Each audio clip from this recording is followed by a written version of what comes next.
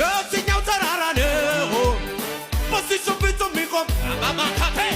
የትኛው ሸለቆ ነው በዚህ ስም የማይሞላው? የትኛው በሽታ ነው በዚህ ሰው ፊት የሚቆመው? የትኛው ሴጣን ነው? እልልታለሽ ወይ ጭብጨባ አለ ወይ?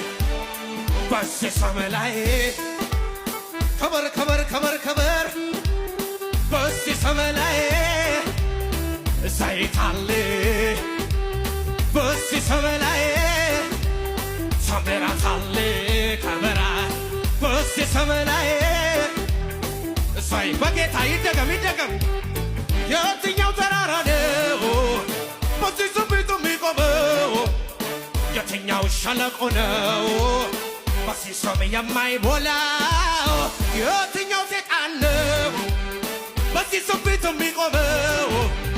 የትኛው በሽታ ነው?